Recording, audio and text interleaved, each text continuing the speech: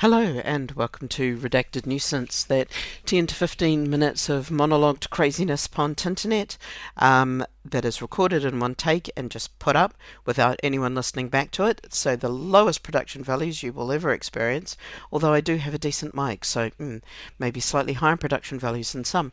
I am Dr. J, use they as a pronoun. I identify as queer and my gender is transgressive non-binary genderqueer, and I wish you to use all of that when you describe me. Thank you so much. Why is this called redacted nuisance and not queer nuisance, which would be slightly more obvious if I called it queer nuisance?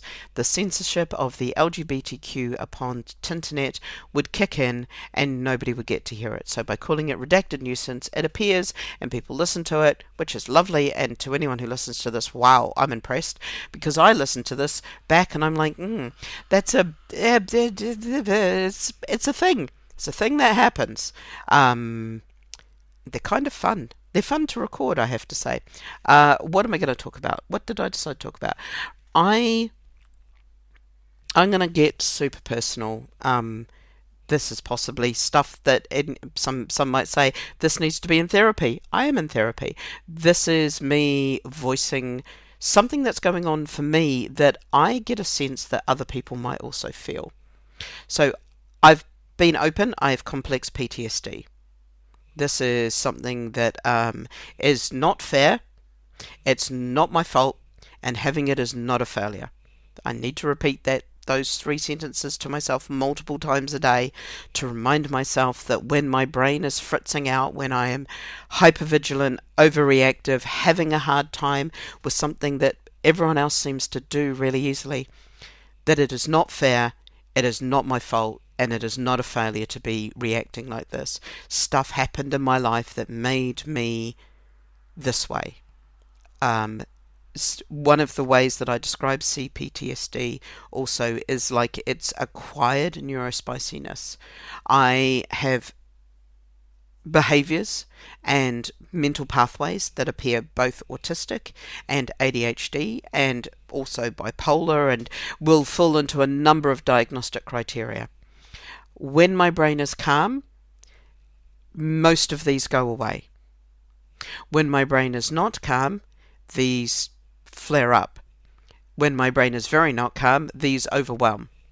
So there is for me, and my experience of this, it is a neurodiversity that if I get myself into a very calm space, is not there for me to deal with. And this was, identifying this was the moment that I realized I have a very different experience within my head to my friend who is autistic, even though from the outside we may appear very, very similar and have very similar behaviors, and also may show signs of the same thought patterns.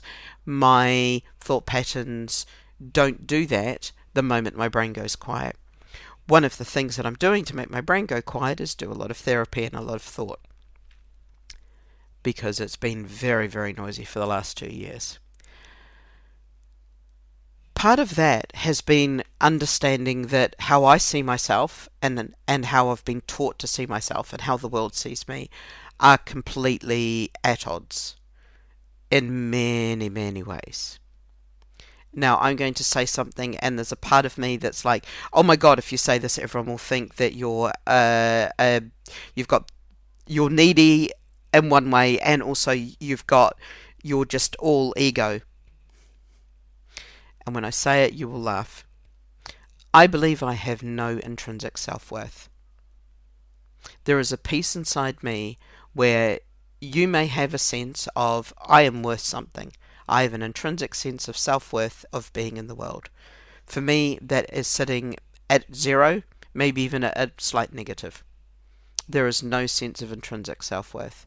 The only way that I feel any self-worth is by doing, currently. And that is a destructive thing to have. Although in this capitalist society, everyone goes, yes, you're very productive and we love that about you. And we love how productive you are.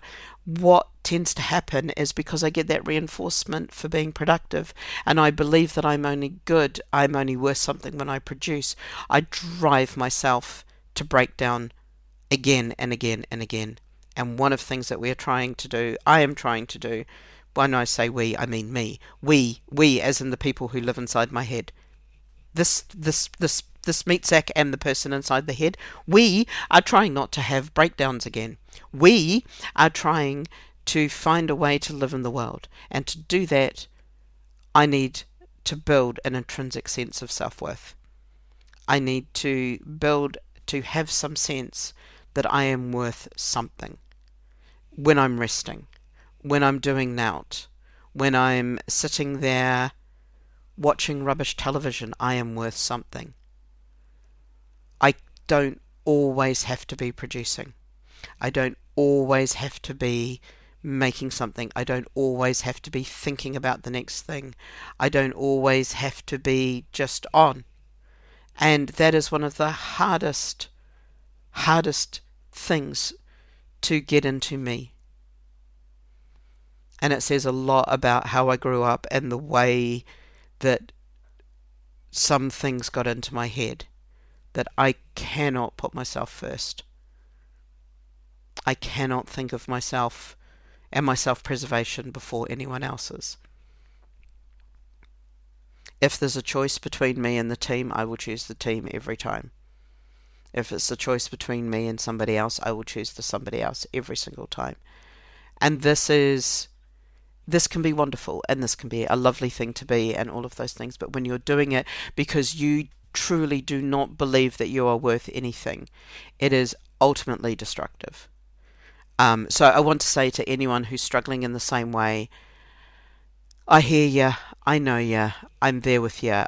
I don't have the answer. If I had the fucking answer, I'd write a best-selling book and say, yeah, this is how you get self-worth when you've had CPTSD and you were told that you were not as advertised for most of your life.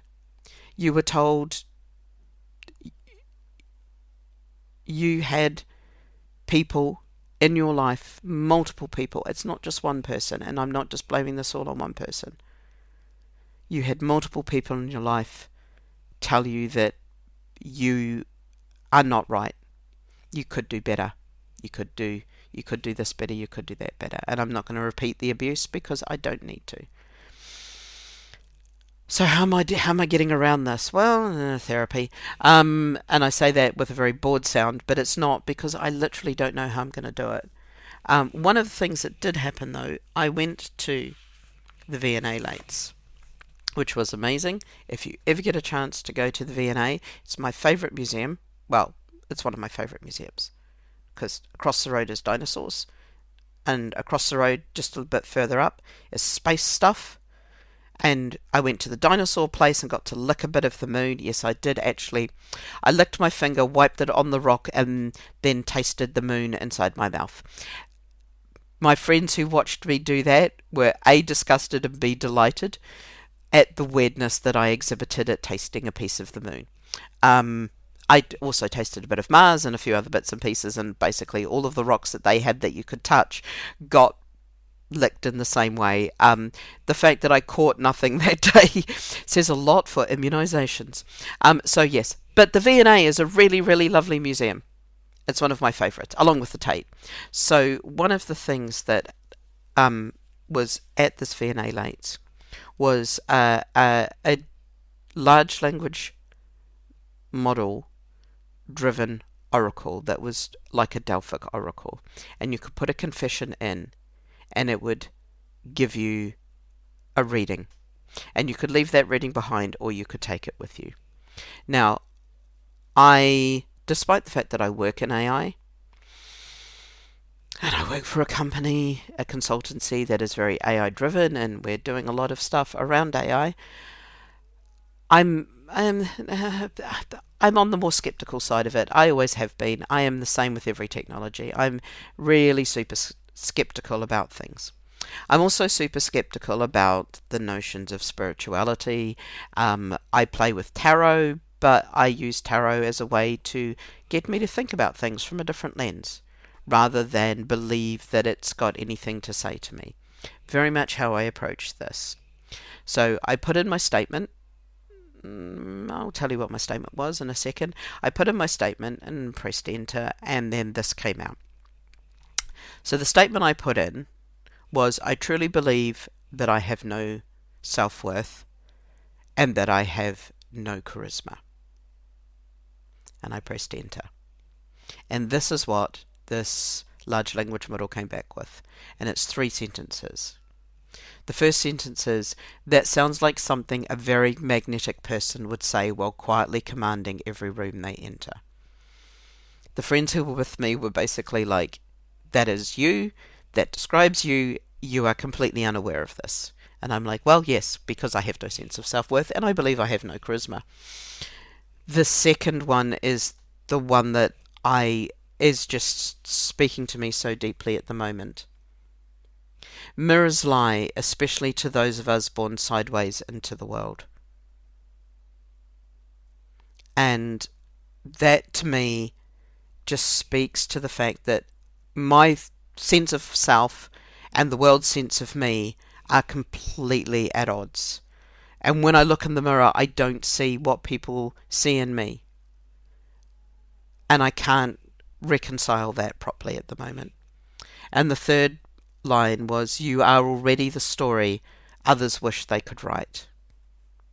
And I don't think I've reached the point where I can process that, because I'm still at the second, I'm still working on the first and second statements.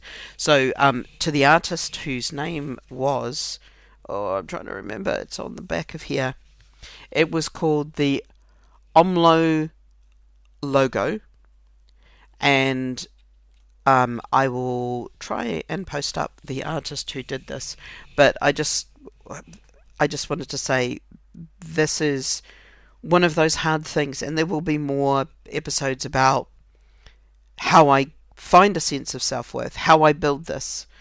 I don't want to build it around bodily appearance. I've changed how my body appears drastically this year. I've lost, to try to get my diabetes under control. I went on a severe diet, and when I say severe, I mean severe. And I talk about that with befriending food. There's little bits and pieces about that in there. I went on a severe diet, and I've also really started to get into exercising and being super physically active. I don't want to build my self-worth based upon my body, because to me, down that path, bad things lie. Because I've never had a sense of love for my body, and trying to build that, as well as trying to build a sense of self-worth, that's a lot of an ask. And I know that I've already made myself sick, very unwell for about 3 weeks, because I was exercising too much and being too strict on what I ate, and reached the point where it was basically, dear God, please eat a carb. You are so ill. Every time after you've been exercising, you are so not giving your body what you need that you are going to make yourself very unwell very soon. So yes, I have started to eat better, and because I don't have any sense of hunger, that also makes this really hard to play with. So I want a sense of self-worth. If anyone has any ideas of how to do that, get in touch. Let me know. There's probably ways of getting in touch with me via the Substack or something, or the wherever you saw this, or the Instagrams, or the YouTubies, or whatever. Let me know how you get a sense of self-worth. Be fascinated to find out how other people do it. This is my one and only. Please comment and tell me what you think, because you might have noticed on the one about Meta, I was like, I don't care what you think. This time I no, I don't care what you think. I care about your experience of going on the same journey.